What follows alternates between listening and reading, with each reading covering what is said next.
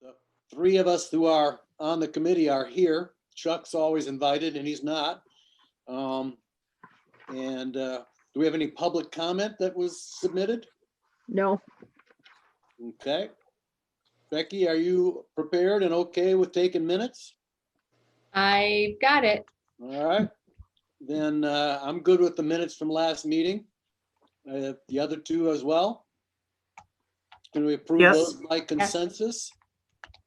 All right. And we really have one task here for tonight, one at least stated main task, and that's to look at the compensation study. And I have not had a chance to go through it, but I'm sure it's very similar to what we've talked about. And I hope you'll point me to the things I need to be aware of and walk us through this, Kim. Okay, so here's the deal. Last meeting, December 9th, when we talked about it. So the way it was left was, well, I should look at it and come up with a few implementation scenarios. So, this was in my email. So I sacrificed my birthday. I'm admitting it. We have a little pity party. But usually I take my birthday off, but I hadn't had time to work on this, so I worked on it. Hopefully you'll have many, many more, so. Hopefully, but it's one of the few days I'm usually pretty strict about taking off. Anyway, I worked up a transition from the existing pay scale to the new pay scale and inserted people in where HR source is saying they should be going. And then I did this comparison, or I did an analysis of, well, how much of a change in pay does each of these individuals need to have in order to get to the midpoint, which is, or the target market rate, which is what they're telling us is the midpoint.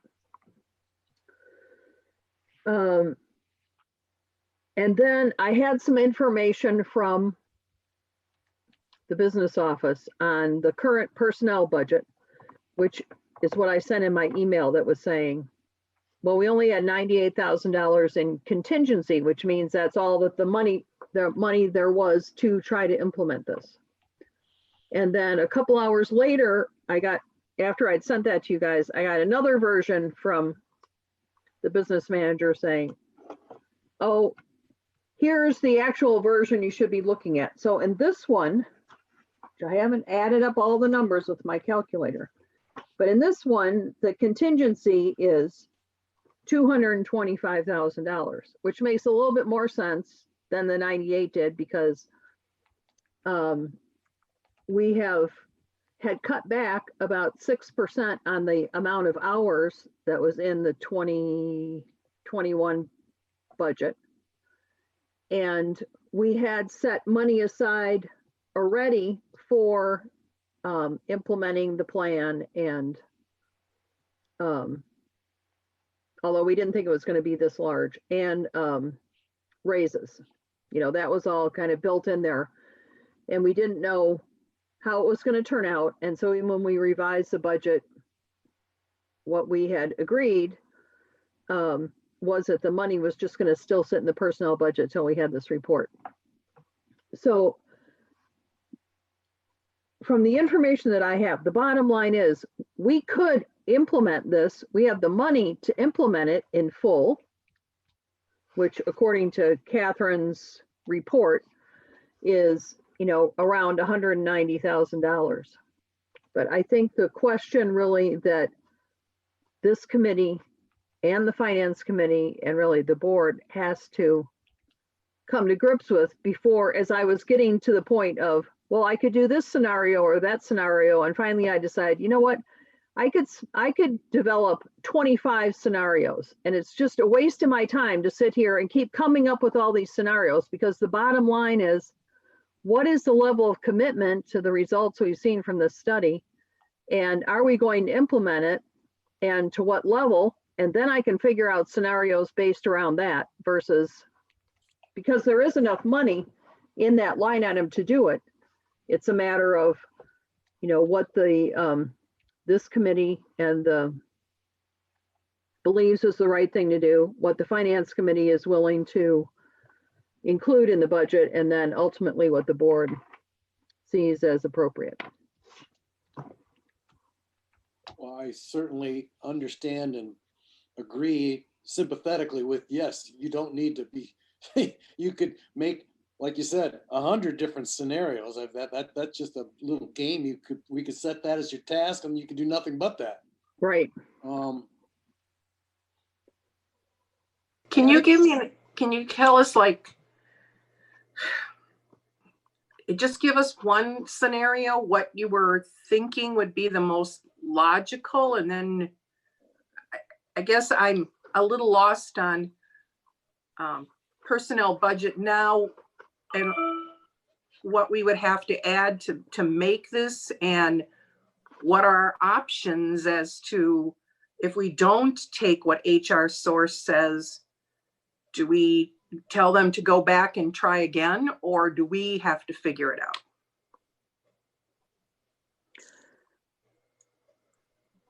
So there were a couple of questions in there. What was it? I know. So the first one is like, if we accept this, what does the scenario look like? I mean, if we say, yes, we want to get everybody to this mid-range, do we have to come up and say we will do it within 5 years? And then that tells us where we are as far as what the increases are, or how does this work? So what I'm saying to you is that you could say today, we accept this report, we recommend this new salary range, or whatever they call it, whatever she officially calls it in here. Let's see what she calls it. Pay grade. The pay grade structure and assignments. It's going to be effective immediately. We accept the premise of the report that what we should be doing is paying people at the target market rate. And so we're going to implement that immediately. And that would be on an annual basis, which we don't have the full year left to this budget year, but on an annual basis, around another $190,000 going into people's pockets. What I'm saying is all that money is in that personnel line item because we had set money aside, not knowing what the implementation was going to be for this. Is that money set aside going to fuel the increases for the next couple of years, or is it just to get everybody to the mid-market target rate? Well, okay, so if we look at the budget, the line item budget, personnel, if as long as that line item was funded at the same rate and not decreased, then we have the money in there. And would have next year to continue it. Right. And the next year after that to continue it. And so then Right. year after year, what will come up is, and this is what we discussed the last time, those, how Catherine was showing us that there will still need to be the market rate adjustment to the salary scale each year. So each year we would be back to the regular question that we had before of what sort of merit increase, if you will, are we giving? Right. And how is the scale being adjusted for the market rate and the minimum wage increase? With the minimum wage, so I figured that part out. So this year, January 1st, 2021, it went from $10 to $11. So that was a 10% increase. Next year, January 1st, 2022, it goes up to $12. That's a 9% increase in just that bottom minimum wage category. In 23, it goes up to $13. That's 8.3%. 24, $14, 7.7%. And in 25, $15, 7.1%. So what the 5 other pay scales that Catherine had given us as an example showed that we would still adjust the scale for not the minimum wage, but the essentially whatever the cost of living increase is, which I know Becky and Bonnie, you're relatively new to the library board, but what we've been doing for many years is we have this pay scale. And then in January of each year, we were getting a report from HR source that said in the last calendar year, this was, here's the market adjustment you need to make to your pay scale, which was often very similar to the, and I won't be able to think of the term. Here's my budget though, it's in here. To the change in the, you know, on the budget where I've got how much the PTEL is changing. Yeah. Okay, so it's the same concept for this market adjustment. Okay. Is that overall what we're seeing in pay is that it changed 2% in the last year. So if you want to keep up, if your pay scale is on target, then in order to stay on target, you need to adjust all your minimum and maximums and target market by 2%. Okay, but if we, and I understand that, so then every Okay. year we would change that, you know, this pay grade structure. Right. That does not mean though that we then adjust everybody's pay to meet that target, right? Because then that's where we start doing reviews, because we don't work on a cost of living raise, we work Right. on a merit increase raise, Right. So correct? right. So what we were doing with that, we would find that information out in January. You should adjust your pay scale. Let's say it's 2%. And that's so the then market. I would bring that to the personnel committee, and the personnel committee would say, okay, we're going to recommend that. And this is where we broke it up into something that happened in the spring and something that happened in the fall. So usually under normal circumstances, at the beginning of the fiscal year, we would have completed the performance evaluations and we would be doing a merit increase.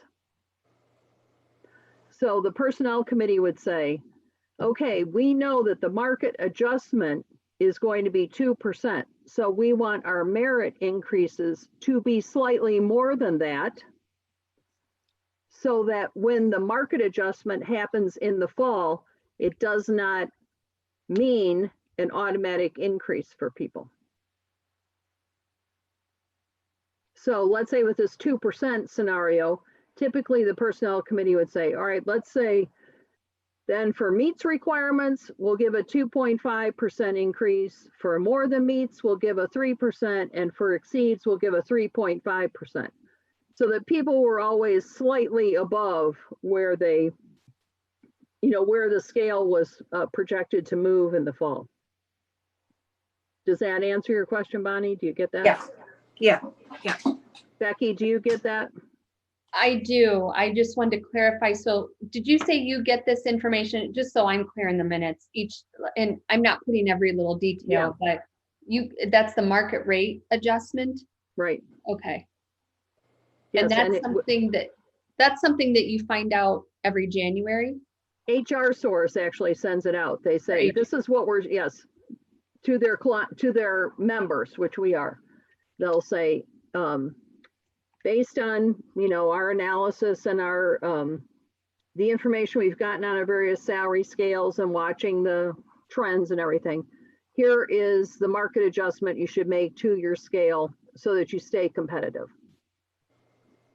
Right, that was at the end of the calendar year. So we would know that usually about this time of year, the personnel committee would know that.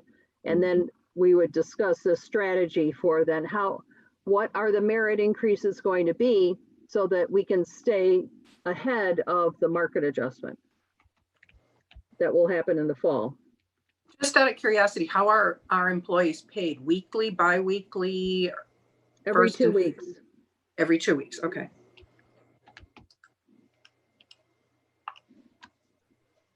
And so we can question the study if we choose. We could also Right. question our philosophy. I mean, as much as I personally would like to see all of our employees being paid what they're worth in a comparable market, we could also say, well, so what if we fall a little behind? Are we going to see just a total desertion of people looking for jobs elsewhere, or will we stay exactly the same and just be paying our people a little less than they might be earning elsewhere? We've never tried purposely to do that as a study. I don't think I'm not advising or recommending that at all, but you can see that, do we have to stay abreast with everybody else? I don't know. And then we're assuming that staying comparable to everybody else is based on this study. And I trust it. We've used it in the past, but I have to wonder,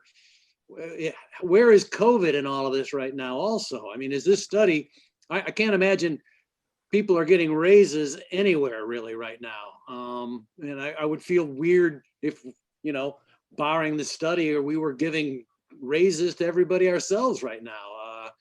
I don't want to say people are lucky to have jobs, but we are trying our best to keep people employed and keeping salaries flowing. And I'm not advocating we do anything in particular, but I think that's at least something that needs to be thought about here a little bit. On these target market rates, then, just let's say someone's starting out at the lowest position, do they automatically get start then at the target market rate? Well, that's what they're recommending. Okay, because, it's just that, I don't know if we can pick apart this, but, when you're looking at the lowest, those are the people that are getting that automatic $1 a year, an hour a year thing. So to keep adjusting the target rate plus giving them that, I mean, just quickly, I figured out the minimum 27,664, even if it's a 2% increase, that's $553 more a year, which comes out to about $21 a paycheck. But now they've also got, in the first of the year, a $40 a week, if they're full time, because their pay went up $1. So I don't know if we can nitpick the individual pay grades, or if I kind of agree with Bill, because again, I'm looking this is taxpayer money. And, but again, I do want to stay competitive in the field for our library. So.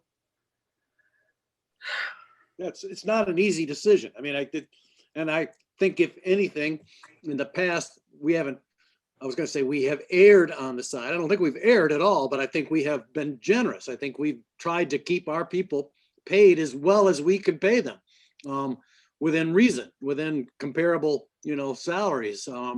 Nobody's, I don't know. I mean, I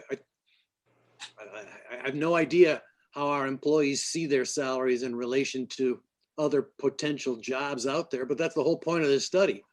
Right. I'm just concerned that if as you all know, there are other benefits to jobs that have little to do with salary too. I mean, I think we're a good place to work for a lot of other reasons other than just the money we're paying people. Yet I realize money is what people need to live. But, that's one thing we did when we hired people, is we always showed them, this is your salary, but this is also what you're getting in a retirement fund, or if we were giving any or matching any, here's what you're getting in health benefits that we're paying for. And, in our case, it was, you get a company car and all this kind of stuff. So really what your package is a lot different than what your salary is. So, that's one thing to talk about, but this study does take into account, doesn't it? Like health benefits and no, not at all. No. And so where do we fall compared to other libraries there? That's not part of this. Yeah, well, I mean, but like Bonnie just said, I mean, if we're giving people better health insurance than other libraries, that's That's like money. Right, but not everyone gets health insurance. Right. There's, you know, Okay. about a third of our employees are full-time and Right. 2/3 are work part-time. So the IMRF is definitely a benefit because the library pays in a certain portion of the Illinois Municipal Retirement Fund. So, and I understand exactly what you're talking about. I think it is part of the issue that we're faced with is that we're in, challenging times. We're in an unusual situation. And in terms of how any impact that COVID is having on this pay, the study I think is valid in terms of where we were / are compared to where others are pre-COVID. These numbers are pre-COVID. Right. I think at least what I'm hearing from other library directors is some gave raises this past year, but many did not. Similar, so far we've held off on that. The ones that I talk with have openings as we do, positions where people have left and we have not filled them. We're not as busy, or just the basic thing, we're not open to hire people to train them. It'd be really hard to train someone on completely remote. I mean, we found that with the administrative assistant who was hired, who started 2 weeks before the shutdown, and we've had to be trying to train her in this complete remote environment where she has no frame of reference for what happens in the library itself in reality. But anyway, this I think is what's going to happen to all of us, is that because this is what happened when we had the economic downturn, which was 2008 or so. Yeah. And all the libraries were having trouble. I think we didn't do raises, or we did very little raises. And for a couple years, Bill will remember this, but for a couple years, we had no turnover. And then all of a sudden, the economy turned around and people started job shopping. And we had, for I think 2 years in a row, we had 25% turnover. So I think that's the main, I don't know the correct timing on this, but I think that's something we want to be cognizant of, is that whenever things do start to improve and people start hiring again, that's when we're going to potentially run the risk of losing employees. Well, I was just going to ask, didn't that come up at the last meeting? The fact that we don't want to lose good people? Mhm. Yeah. That's always true. It's such a weird time right now, and it's hard to know. Right. That would be my concern. That would be a concern too of Mhm. mine. It's when the economic downturn happened, and when things turned around and people started looking for jobs elsewhere, I think that wasn't just because we were behind though too. That's just the nature of that economic upturn. And suddenly it's a kind of a new ball game for everybody. And I think there's probably, just industry-wide or even everywhere, what are the new opportunities for people? But Right. we certainly don't want to encourage or make that, push people towards that by having us be behind. Right. Yeah, that's what I'm saying. The timing of it is linked to that, it would seem like, because we want to be competitive. If someone's going to be tempted by something else, we want to reduce the number of incentives. If better pay is one of the big incentives, then. Right. I mean, so you're admitting that the numbers that went into this study were probably pre-COVID, or certainly at the right. Yes. And so it's not likely that other places are moving ahead on this. Like if we were to pause on this or to do this, we would be pretty much caught up and people aren't moving. I mean, the other problem we faced in the past is that we finally do this to catch up, And in the time it took us to catch up, everybody's moved ahead again. And so Yep. we never caught up. That's right. I mean, that might not be happening now because I don't think anybody's moving ahead. So we could maybe finally kind of become an equal player in this. And I guess to recommend that we do this, but then, we have that option come the following fiscal year to say, no, we can't do because of whatever. I mean, economy, tax wise or anything, we can't do the cost of living raise at 2% or whatever it is. Maybe we have to do less to adjust or we don't adjust our target market rates. Because my only other thing is if we keep adjusting the target market rate, no matter what the economy, then I think we'd have to start saying, well, maybe the number of staff has to be changed so that we can afford to keep the good people. I mean, I know it's such a, Yeah. It's a math crapshoot. game, but that's right. Yeah. That's the only way to go. And that's, I think, also one of the challenges because a big variable right now in, even if we didn't have this issue to deal with the pay, when I'm trying to figure out the personnel budget itself, which has to be done because we have to pass the budget this month, is even trying to estimate what are the staffing needs going to be. What sort of, we have cut back on the amount of hours because we're not in the library. We're, offering as many hours of service, which is what I'm saying. It's about a 6% that we cut back on hours. Staff, primarily the part-time employees that would have worked 25 to 28 hours, we've got them pulled back to 20 to 22 hours a week. So we have pulled back on that, but I don't know for this next budget year, even what our service model is going to look like. What are we going to be able to, how much are we going to be able to work in the library? How many hours are we going to be able to be open? I mean, we're not open right now and our neighbors are not open either. Cary is not open to anyone coming in. Algonquin's not. They're still doing curbside, but they're not bringing anyone into the building. So we don't know exactly how that's going to pan out in the coming year. And then we've done, this remodel. So there'll be a little bit change in flow and workflow. So there's a lot of variables to work out in the coming year in terms of the amount of staff. Is accepting this pay grade structure effective with our new budget instead of immediately? Is that, I don't know if that would make a difference, I guess, no. If we put it off.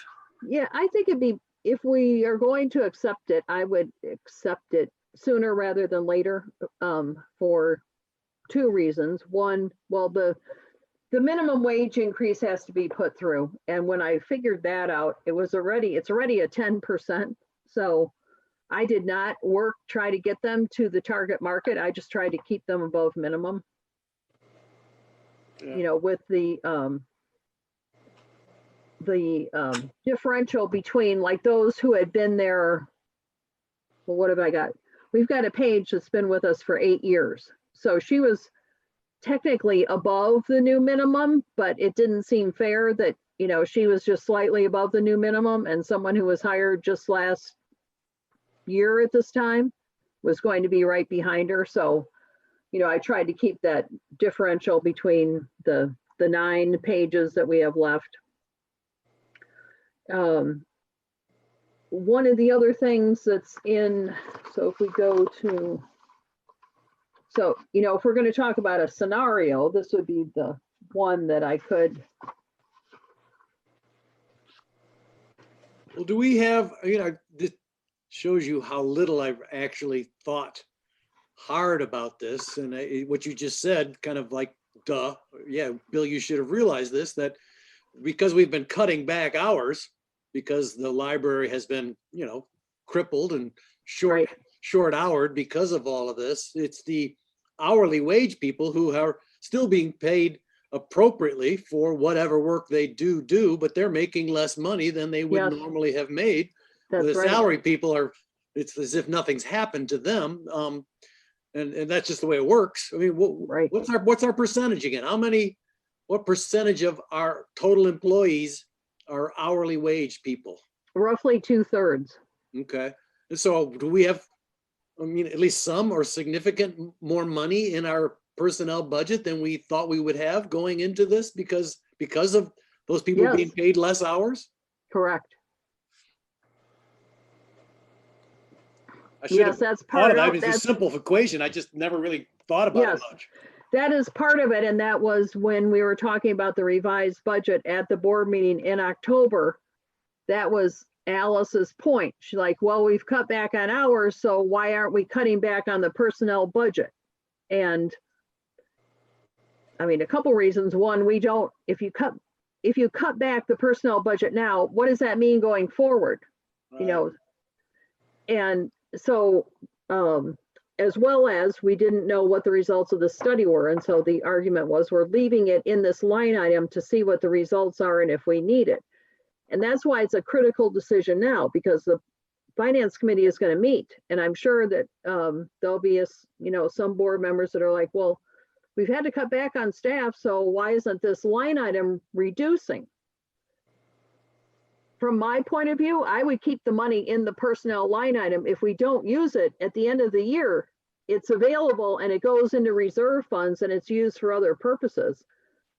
I just feel like the staff is the heart and soul of the library. And so if you take money out of that line item, it's never going to get back in there. And so it's like cutting off our nose to spite our face to take money out of that line item in advance of knowing what we're going to need. Yeah. So if we, go ahead, Bonnie. if we approve this or we suggest this pay grade schedule, I mean, I'm not saying that we have, but can the finance committee stop it or say, no, we're not giving you the money? I mean, I'm on the Yes. finance committee, but Yes, there can be pressure in the finance committee to say, we're going to reduce the personnel line item. Well, and actually there was pressure in October because initially I said we were going to leave it flat in the finance committee. And there was a lot of pressure from Alice. So the final revised budget that was approved, the personnel line item was reduced some. So yes, I do see that pressure coming, especially, I mean, if you look at the financial report that'll be in the board packet, and this is part of Alice's argument. If at this point of the year, we're supposed to be at say 66% of expenditures and we're only at 60, then her argument is it's 6% overfunded. See, I was unfair to Alice. I just thought she was saying because people are working less, we should be paying them less and not really just looking at the no. budget item and that we don't need to set so much money aside because we're not using it as fast as we thought we were going to. So I think I misinterpreted where she was coming from, but I did bring up the point that we had 2 minimum wage increases this year, right? We had one in July Right. and one now in January. So, to monkey with that number, knowing those 2 minimum, I mean, okay, granted it was $10,000, I think, over the 2 of them or something, but, it's like, let's just see where this is going here. So, Mm-hmm. But again, with the coming year, we don't know Right. where things are going. And I mean, Kim, I agree with you on if you take that out, I don't know. How do you go don't. back? You don't get it back. Well, what does Alice, we shouldn't speak about her too much and speculate where, but you guys know her better and on the finance committee with her. So if we were to follow her advice and cut back on the personnel budget line item, does she see us moving that money that we would still be taking from the public and tax dollars into another line item, or is she just looking at ways to reduce how much money we're asking for? That was not her objective, was not clear to me. Okay, because I totally agree with you, Kim. Well, go ahead, Bonnie.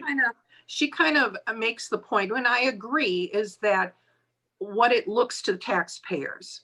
And, you know, I guess if they ask an explanation, well, I think we have a pretty good one, that we're not just asking for the money and then just, you know, keeping it. I mean, we're putting it in a special reserve, and if we budget correctly, that's what almost every line item should be, unless there's an unforeseen incident. So it's not like we give out bigger bonuses or something like in an independent company, you know, and pay everybody a big end or have a big Christmas party with all the extra money. I mean, we're being fiscally responsible. Is that the right word? Yes, it is. So, I mean, because it is, and I think that's what she's looking for, the appearance of to taxpayers. Okay. And I understand that. I do too. Yeah. So I do too. Yeah. So I think if we, you know, approach her and say, look, this is what we're going to do, and then we'll adjust it and yada, yada. But again, because of the hours and the people that we've lost, yeah, we probably will have extra money, but that'll just go into the special reserve Right. for things like we're doing. If we end up, I mean, if we have to stockpile, so to speak, money anywhere, I would love and believe the right place to do it is the personnel budget. Because that is, like Kim said, and we repeat all the time, the heart and soul. That's what we're known for. That's what we pride ourselves on.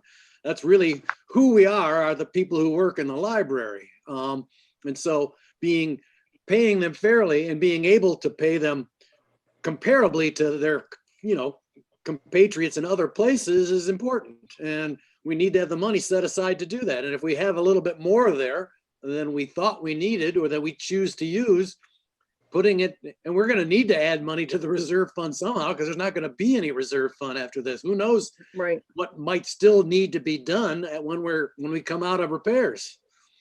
So, And I think sorry, Bill. No, go ahead. I'm done. Well, I think going forward, I mean, we would have the same goal as we would now, is to be fiscally responsible. Our goal isn't to be irresponsible. And I don't get that sense from this group at all.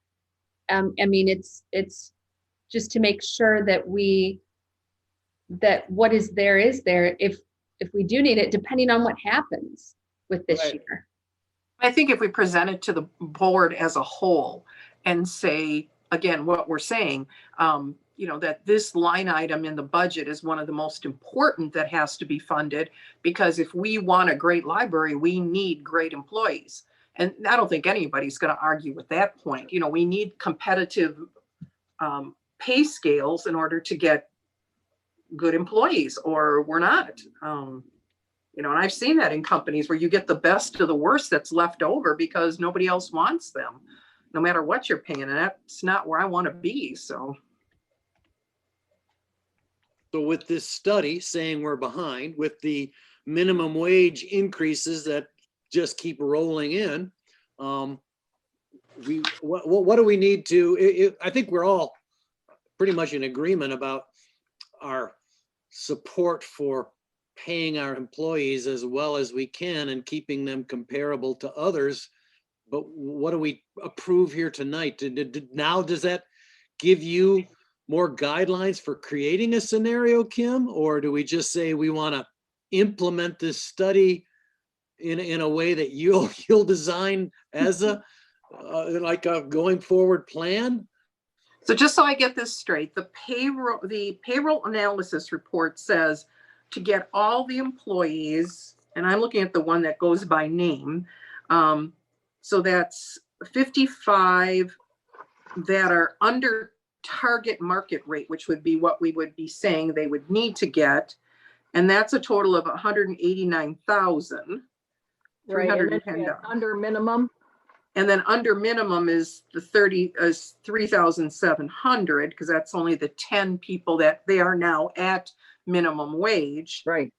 So so it's about $193,000 when we get the minimum wage back to the target. Okay, so that's what we would be telling the board then, that we're approving a pay grade structure to be effective immediately, costing us around $193,000 to get everybody to the new pay structure. And then what? I mean, when would are we just postponing reviews till next October then? Is that when you do reviews? Yeah, are we approving to go ahead and give those people that money, or are we just approving to set The set a target? budget that sets that money aside for us to decide to do later? I mean, that's why we would be setting it aside, but are we committed to using it for that at this Yeah. point now, or are we just making it possible to do it? I don't know. I think, So what do you see, Kim? So this is what I would see. So if you go to the page that has the little scale thing like that, that has the positions and the money.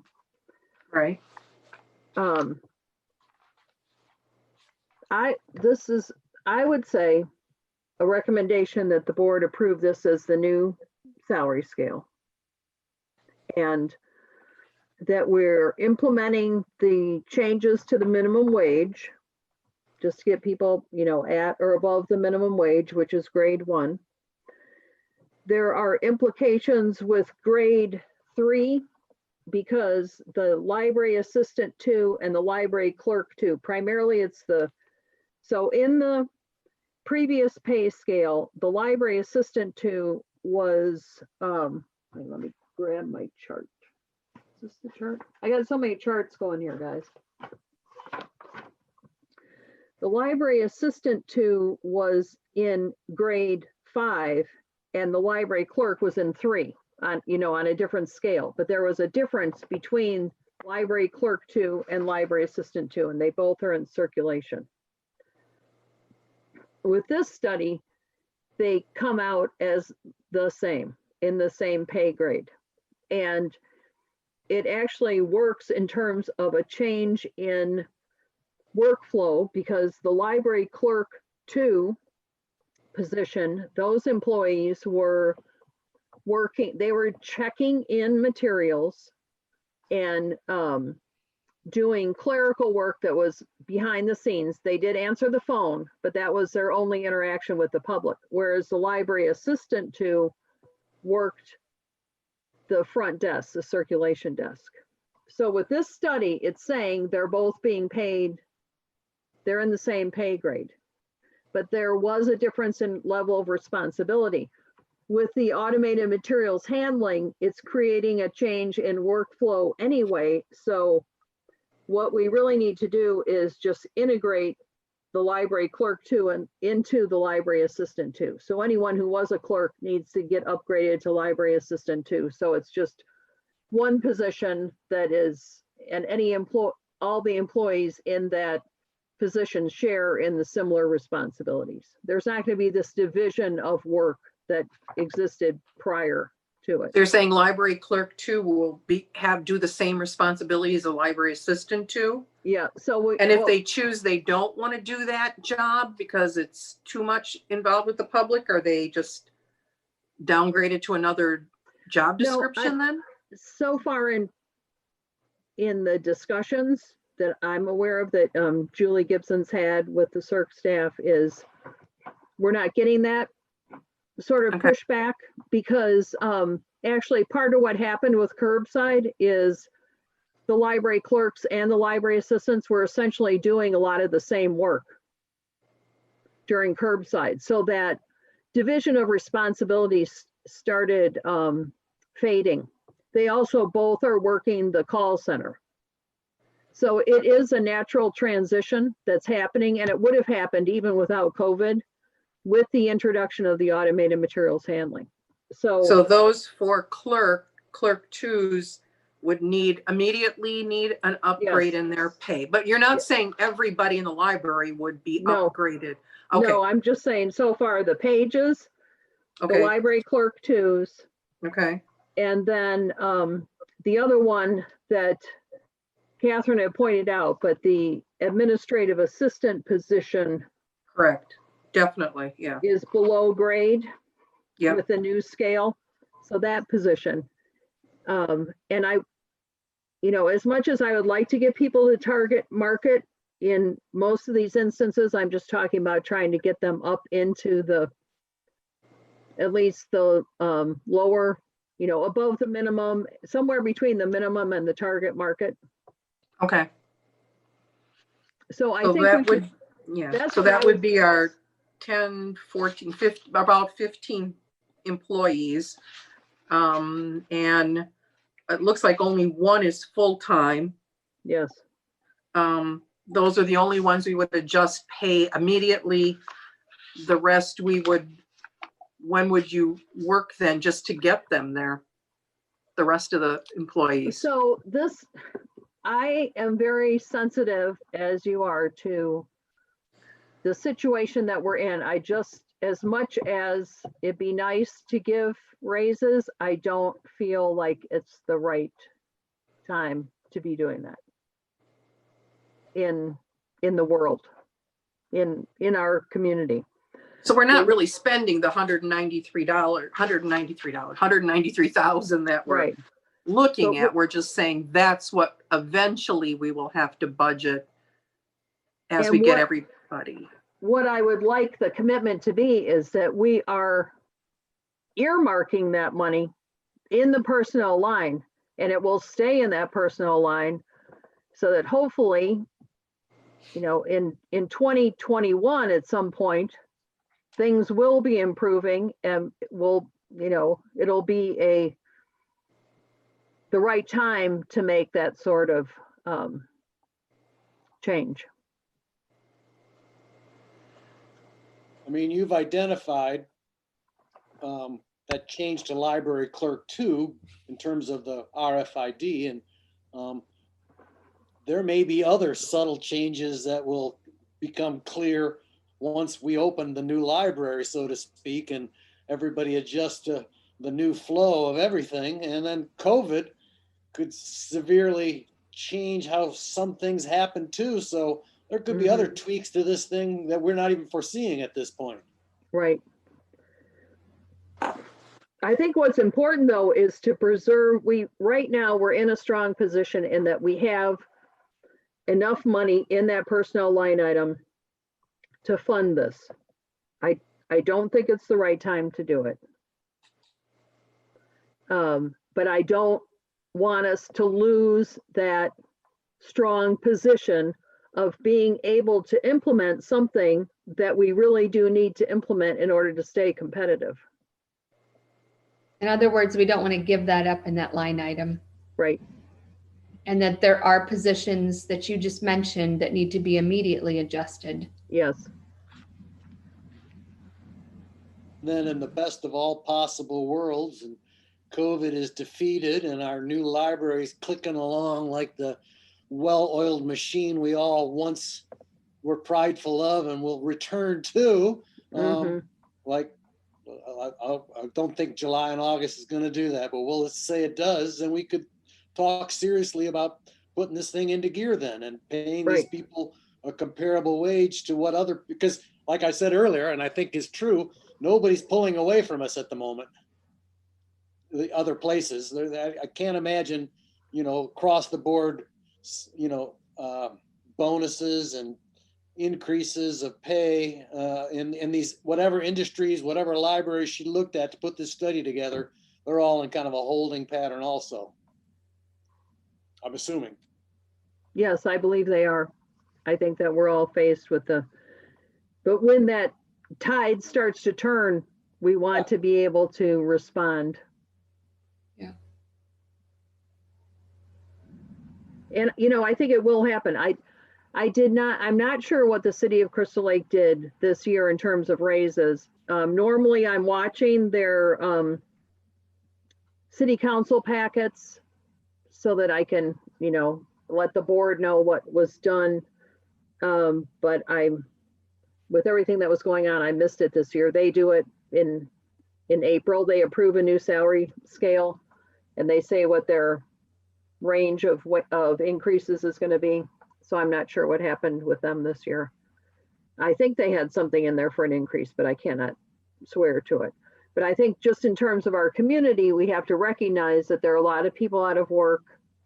There's, you know, a lot of businesses that are still shut down, a lot of people suffering and dealing with financial hardship. So as I said, it just, as much as I think we would all like to do it, it is not the right time. Yeah, I would be more interested in what the city does this April. So we will have the ability to follow suit if they do give generous raises, or we can do a little more than they do if they do nothing, but we'll decide later on how to proceed. So Becky, Bill, do you think that we approve this pay grade structure that they gave us, or? We can accept the study. I mean, or have we already done that? No, you haven't done anything, and I guess you should decide what you want to do in terms of, are you sending this to the board for this meeting, you know, to here's the study, accept the study, and recommend that they approve this new scale with what we just said, or what I said, what you asked me, my opinion, and I told you what my opinion was.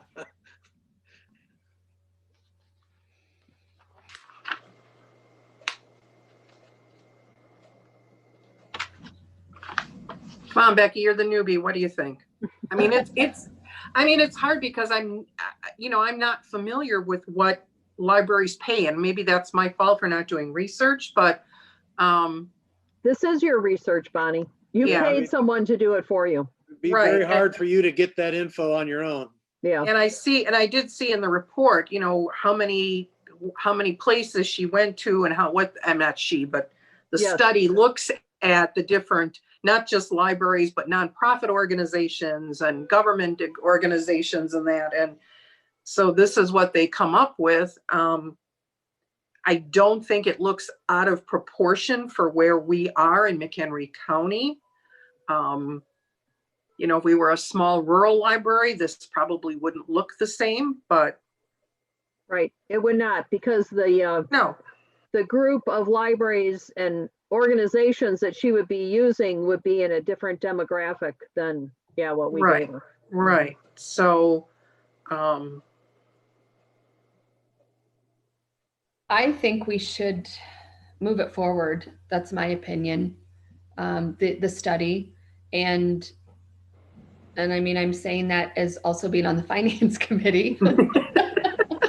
That's important because you're meeting next Tuesday. I know.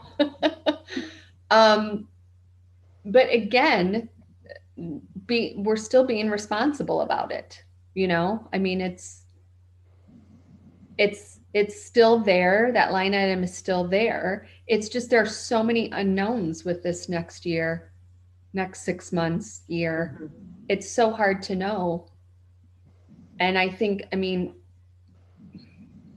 there needs to be, or if we can, have as much flexibility in there for what comes up.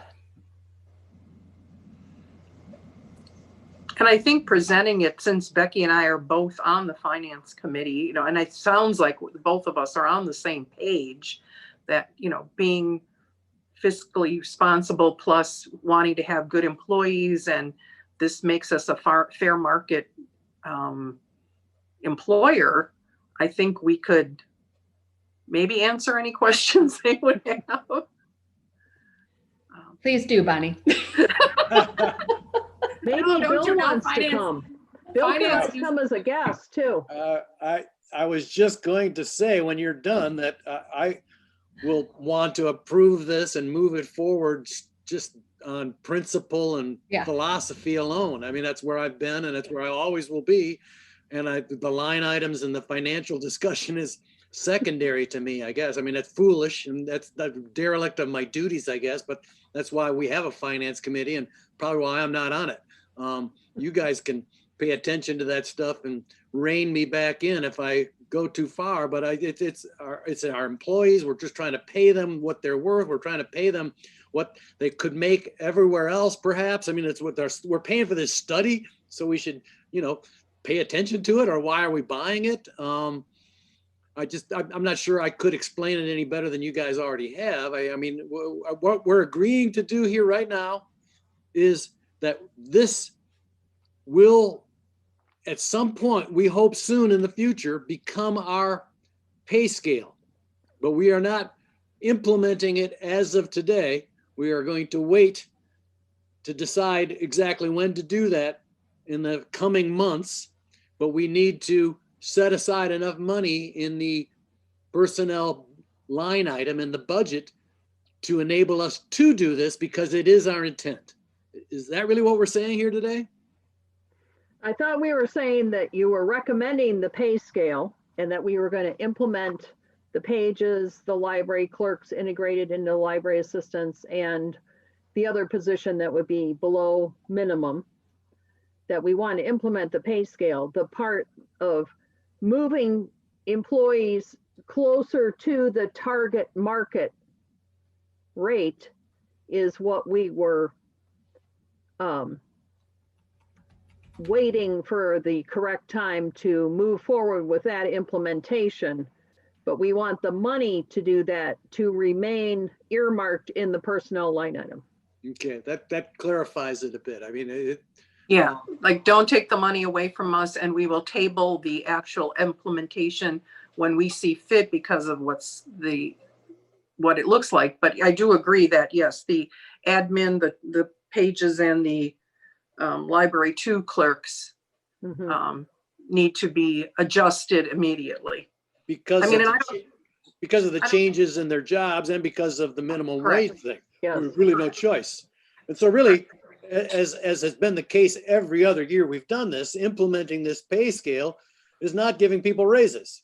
I mean, we have to give a few people raises here and there in order to make them fit into this new schedule. Right. But for most people, they're there within the range, and we would like to move them closer to the target market rate or even beyond if we had the wherewithal to do that.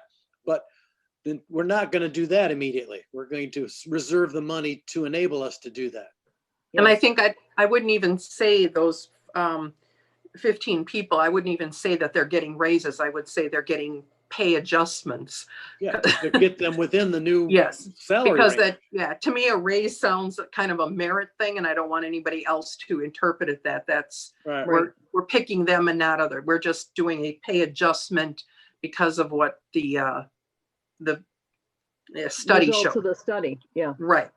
Well, I I think- said, and is this, I don't know if this sounds right, but we want to implement changes to, it's some of the under target market rate positions.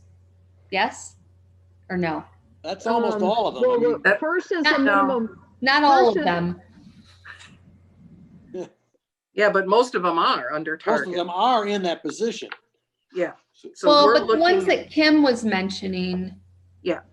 Like I know what some of the positions were, and maybe do I need to spell out all those specific positions with the pages and the clerks? I think might be helpful, actually, yeah, Okay. because if somebody asks, I'm not going to remember, and so they will already have it in our minutes. Yeah, packet. I would say the people in pay grade 1, due to the minimum wage increase, the group from pay grade 7, that's in a way 5 rather, pay grade 5, where their pay grade was changed, and then our administrative assistant who is way under minimum wage. So I think grade 3, wasn't it? Where library Yeah, she's clerks are? pay grade 3. Yes, I'm sorry. Right, the I kept library. saying the wrong one. Yes. Pay grade 3, and then in pay grade 6, Mhm. the administrative assistant to get that pay above the minimum for that new grade. Right, because she's not even at minimum. Not once this new scale is Correct. or pay grade is adopted.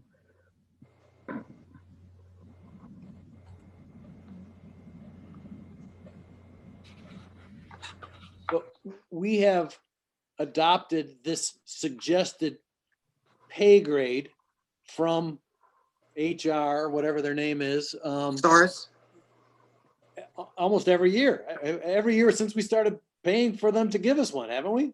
Yes. Yeah, I mean, this is, I don't want to call it standard procedure, but that's what it is. And so not doing it would be the change in procedure, and we'd have to not do it because people are upset about COVID or because they think our employees don't need to be comparably paid to other people. And so really the case to not do it is the case that needs to be made, not that, you know, but I'm not saying that that's how it'll go. So Kim, when we do this for the finance committee or for the board, do you write the proposal then?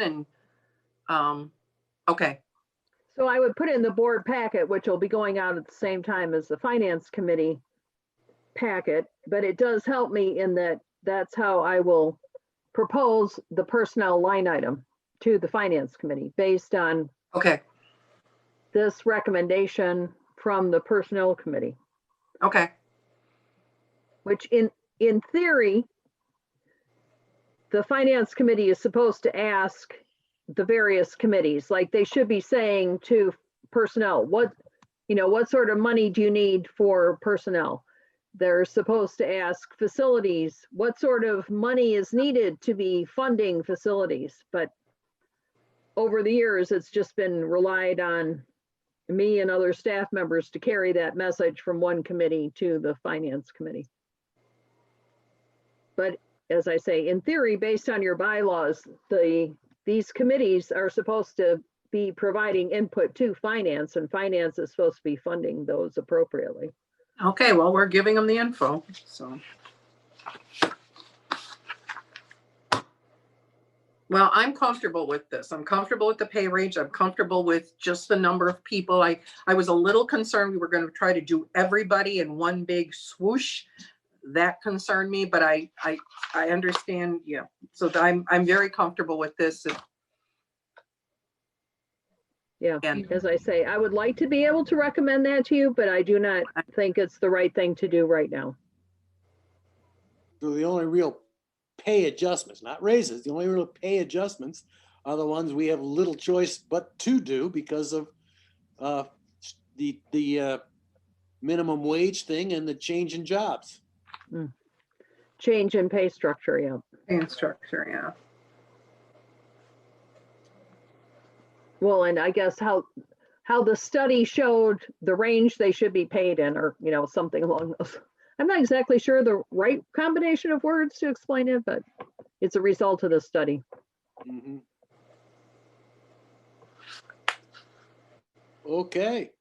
Yeah. All And right, so it's that's just really, your yeah, recommendation to the board. What I say is it sounds, I, yeah, I say it sounds pretty good. Yeah, Okay. I'm for that.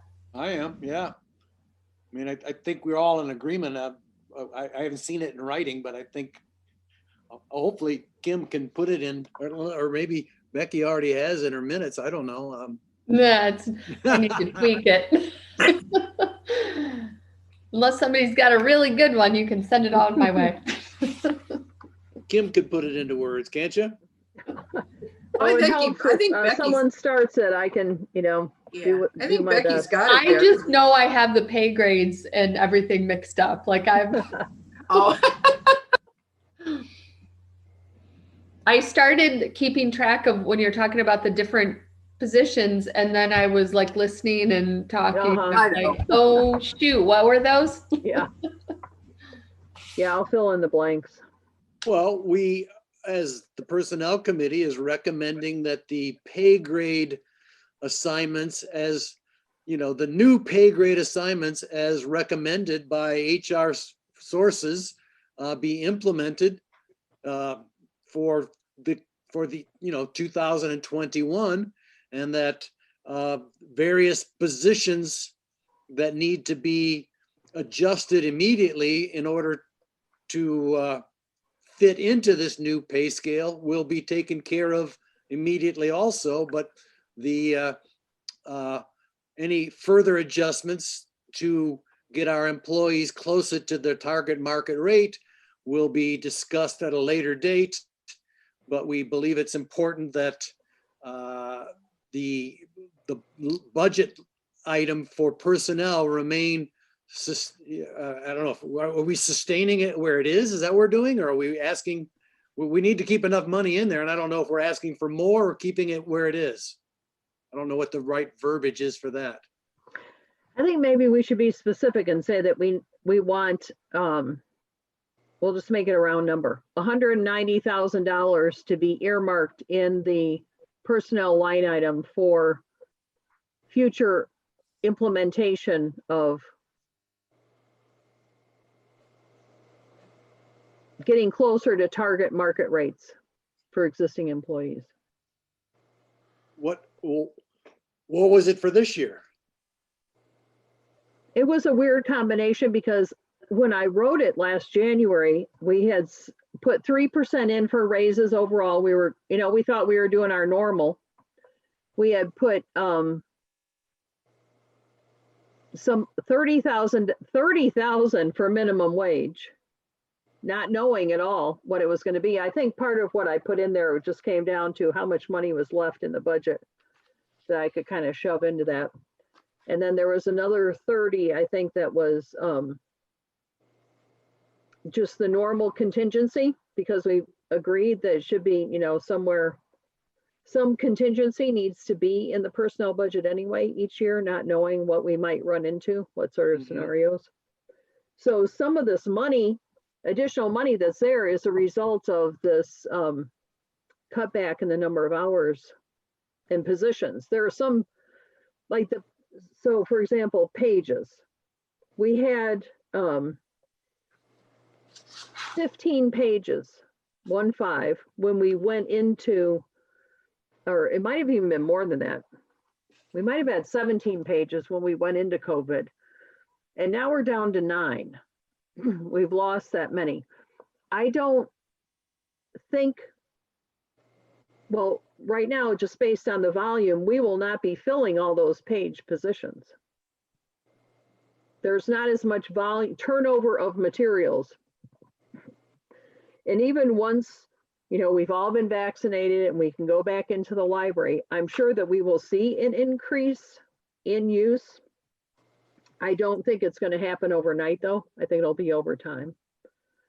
And again, with automated materials handling, a certain amount of that sorting that was done manually is now being done by a machine. So there was going to be a shift in the staffing pattern for the pages.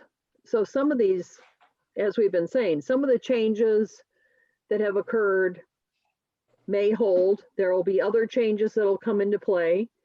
And just as the library revives and life comes back to normal, that'll just be kind of standard operations of what we do each year, is evaluate, well, where are the demand for services? Where's the demand for personnel?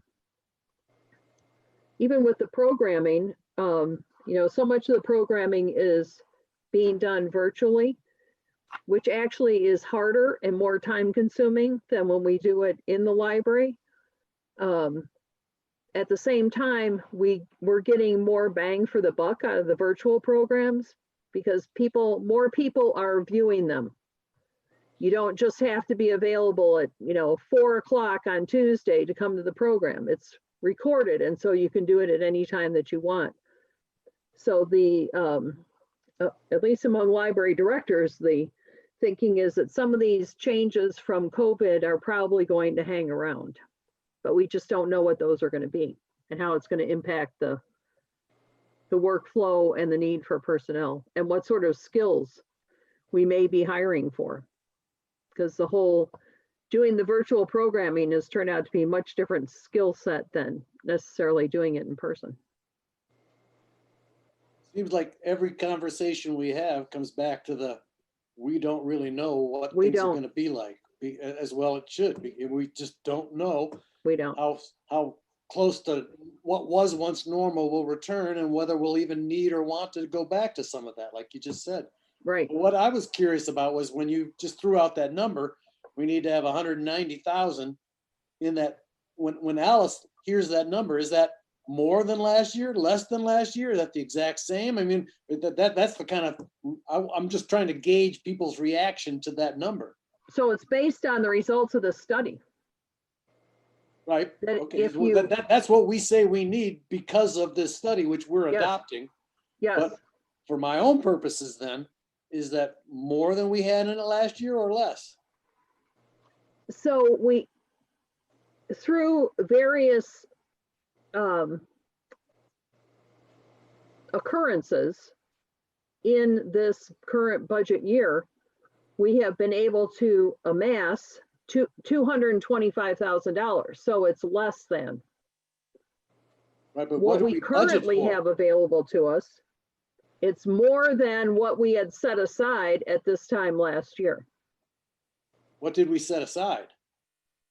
That's what I was saying, 70,000 for, I think, a 3% raise for everyone, 30,000, thinking that's all we needed for the minimum, for this study, that the study was only gonna say we needed another $30,000. And then I think it was like around 25 or 30 as a normal contingency. So what is that? $130,000. Okay. Well, maybe nobody will look back or remember anyway. So maybe it's a dumb question, but I was just No, curious. it's a moving target, Bill, really. Right, That really, even as we go through the year with that contingency, so let's say it was a normal year, we had set X amount aside for raises. So then when we start the budget year and we actually hand out the raises, we recalculate what everyone's actually being paid. And so then we adjust that contingency number.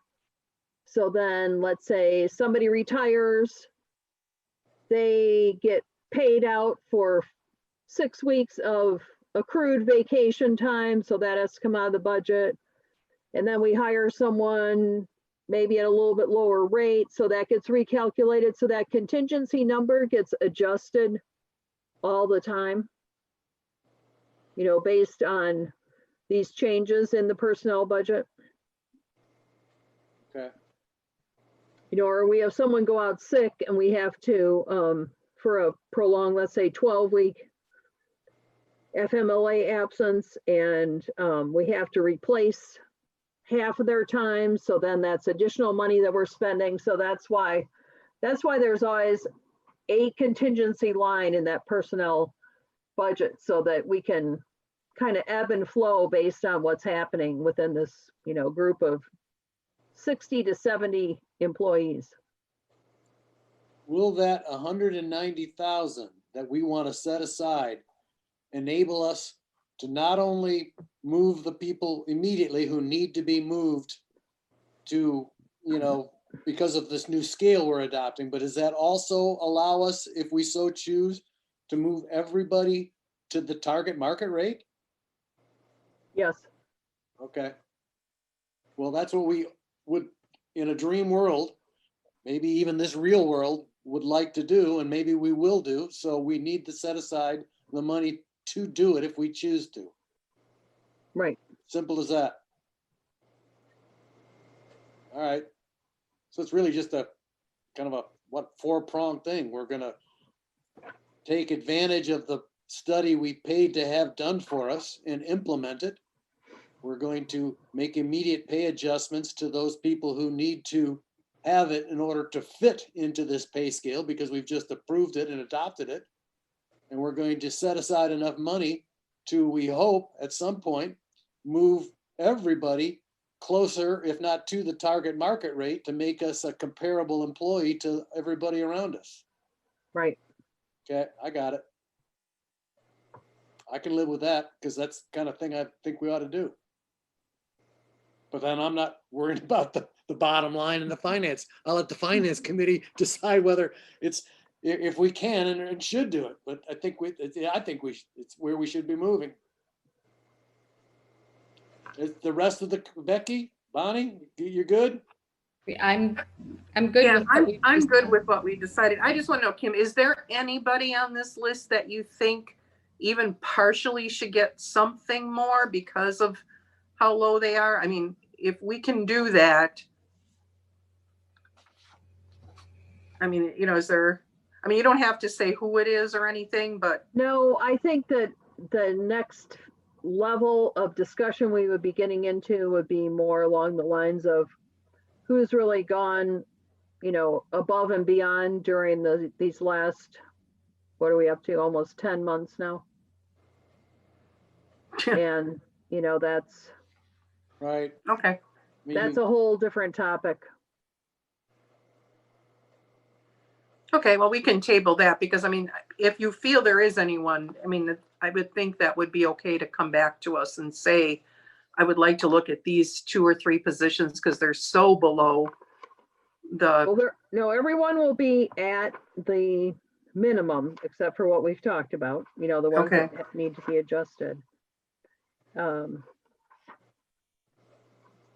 it maybe becomes a 2 or a 3 phase implementation for us then. And the first is to take care of people who are really towards the bottom end. They're in there, but they're at the bottom end. Or maybe even before that, we decide we really need to look at people who've gone above and beyond getting us through this, you know, these terrible times, and they need some kind of immediate reward. And then a third phase might even be, hopefully by the end of the year, we're running, but we re-look at what people's jobs are, and suddenly, you know, the public relations coordinator is like doing 5 times what she used to do because of the way the world and the library is now. And so we need to make significant adjustments there based on what the new reality is. yep. Okay, well, and I leave that up to Kim, but I'm just saying that Right. I'd be open to hear a discussion on that if you wanted to. Right, at if the some head point. cataloger has been barely making the minimum every single of this new scale always, and has been here for 20 years, then maybe that's a person, but then you're getting into individuals, which is something she can do, but we have no idea about that. Right, So okay. can I just want to confirm, do you guys, like, do you want me to be detailed then in the minutes? Did we decide, or keep it general like Kim had, you know, that we recommend that $190,000 be earmarked in the, you know, blah, blah, blah, or do you, Yeah, or do I you want think it to that- be more specific? No, I think that number needs to be in there. And then Okay. the other thing is just the way we kind of said about, we would recommend presenting to the finance committee and going on to the full board that we accept the pay grade structure that HR source, and with immediate adjustment to yada, yada, yada positions, the rest of the positions to be tabled as we go forward in the, you know, in the pandemic and in the year. But she So- could put in the minutes those yada, yada, yadas, right? Those 3, 4, 5 specific positions that we Right. are going to immediately adjust. Okay, I agree. I think it would also be good if in your minutes you just noted that, you know, which I believe is what you're saying, that the committee believes we should be implementing this. This is not, the timing of implementation, full implementation is critical and sensitive. And right now, it's not the right time to do it. That we have to we have to move out of the pandemic and see an improvement in the general climate, I guess I'm not exactly sure of the right term, but Yeah, okay. Well, I thought Okay. we were implementing the pay grade right now. I thought we were implementing it, but we well, just we weren't- are, but in terms of trying to get everyone to the target market, Right, that okay. I think it's important for the staff to That I hear it agree. and to see it, that Right. you're in support of what this is recommending, but there just is the reality of what is going on in the world right now, that it's not the right time. Well, it's really, again, no different than many other times we've done this, where we put this pay scale, we've implemented it. And one time I think we had to bump people 2 or 3 times in order to get them closer to target market when we were Right. well behind when we first started doing this. Yep. Okay. Okay, Becky? Okay, yeah. Got it. Good, yep. I'm good with all that. All right, that's and of course, somewhere in the minutes, how passionately and intelligently we talked about this at length, you know. The committee talked about it at length passionately. We passionately talked to Bill about it. Right? Back and forth, considering Then, alternatives. Bill, send me a statement then that you want me to copy and paste in there. No, you don't get it. Anything you write, I'll be happy with. Yeah. As long as he doesn't have to do the minutes, he's good. Yeah. You have other topics, Kim? Nope. I mean, we have the things that have been on hold now for a long, long time. Employee recognition, Mhm. staff awards and all that. Man, thank you, Bonnie, for putting together the little email with everybody's thank yous. I hope that meant something to the staff. I mean, it wasn't It- much, but it was at least something. It did. It was nice. Okay. Yeah, Cheryl's showing you. So Cheryl gave a head bob there. I think it's like a thumbs up. yeah, there's It a is. thumbs up from Cheryl, buddy. Thanks, Daryl. Okay. I mean, if And, there's any, if you think is there anything else we can do, or do we just keep things rolling right now until we're open and see where we go from there? I Yeah. think so. Okay. Yeah, because no one's even, we're not near each other. We're not allowed in the building. Karen and I are we go in there once a week. That's it for a meeting.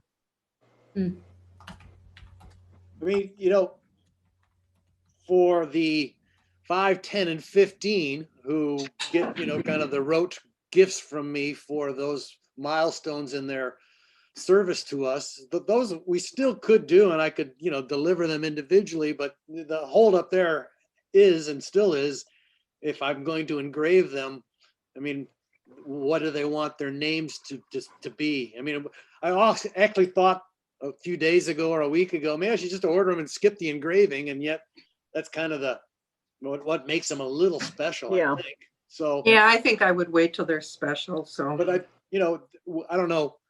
That's something that maybe could be gathered now. We're closed, but it's a simple question to maybe, I don't know, maybe I could call them, or would that be inappropriate? We'll get to it. It's just January is a really, Yeah, okay. I mean, really bad month with trying to get the budget done, and plus the repair. I know it seems like, well, we are closed.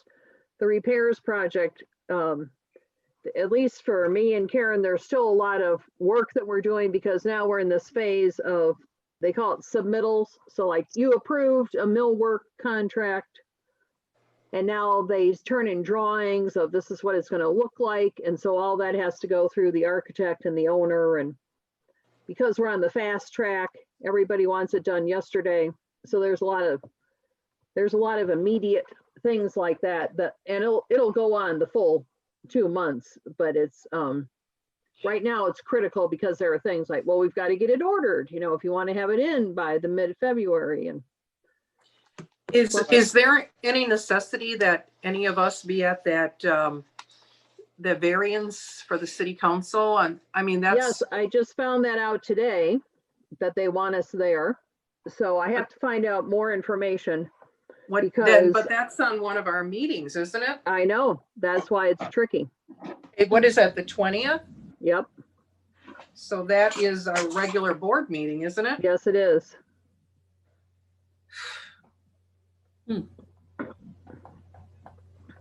Is there any? Mel is going from Featherstone, and then the person who's been doing is not. I don't think Joe will be there, but Kristen Richardson has actually been the architect that's been doing the drawing.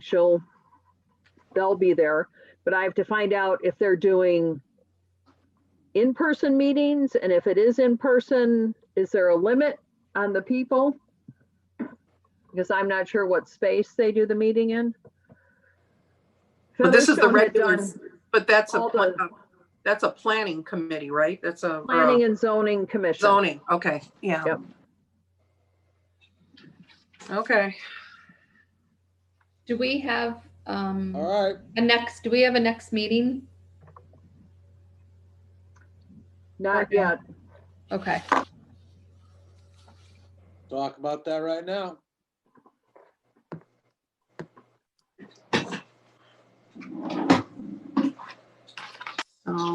This is At this point with the staff recognition, I'm almost inclined to say we should just do 2 years together. yeah, it's like 5, 10, 15, 20, 25. Nobody's going to get 2 awards then. So we just have Right. quite a few people to get through. So that certainly Right. works. Nobody's life's going to be changed. None of our 5-year employees' lives are changed by a key ring. So if they get a year late, I guess that's still all right. because it really, this time of year is when we would start working on that next one anyway. So do we need a personnel committee in February, or do we put one on and then see if we really need it, or? I'm thinking it'll probably be March. Okay.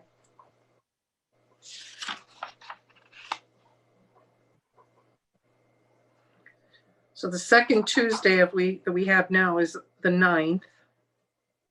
If that works for anybody or everybody. Well, the Just- the 9th of just- March, you mean? Because the 9th of Yeah. February and the 9th of March are both second Right. Tuesdays. So in March, you're saying? March, yeah. Yeah, because I mean, there's really nothing going on in the library that we really need to meet once we have this pay scale thing done. So Okay, just March schedule March 9th unless something comes up. 7 Yeah, o'clock, let's do that. personnel. Okay. And I just wanted to tell you guys that there was an article in the paper, and this is a little bit longer, a while ago. Story walk outside of library installed. Harvard installed a Mhm. story walk behind Lions Park, behind the Diggins Library. And you walk along and they have storyboards. You can read a story as you walk along the park. And it's right behind the line. And then they change it as they go on. So I thought that was kind of cool. And anybody wants to check it out. I don't know how well it would be plowed right now, but go Harvard. So that library director had shared her information because they had purchased items to do that with the McHenry County Library directors. Yep. And it was about 2 years ago, Becky Fiolik was talking with the Park District about doing something like that here. So I sent the information on to her. So we're going to touch base with them again to see if they're interested or not. Because now they have that new park, Shamrock Parks there on the corner of Walk Up and Right, Hillside. Yeah. Mhm. That land, that 100 acres was donated by that family and they've turned it into, it's got ponds and Right. hiking trails and you can take canoes out. So Mhm. Yeah, Harvard said it was around, I think, $6,000 they spent on these Storyboards? installations. Yeah, well, they said they financial support from the Harvard Arts Group, the Harvard's Park Department, and the Harvard Diggin Library all went together. yeah. Yeah. Yeah, cool. Okay, that's all I have. That's all I've got. Okay, 8:30. Good meeting. Thank you for attending, giving me your thoughtful opinions and attention, and adios. Have a good week until I see you all. What, next Wednesday, is it? Yep. Good luck on the finance Tuesday committee. for finance, Bill. Represent us well. When is it, Get my tomorrow? Thailand, my Addison ready. It's not tomorrow, is it? No, next No. Tuesday. Okay. That always gives me a headache, so okay. I'll keep it in mind, but I think I got something. I don't know. Yeah, okay. Sure. All right. Bye-bye.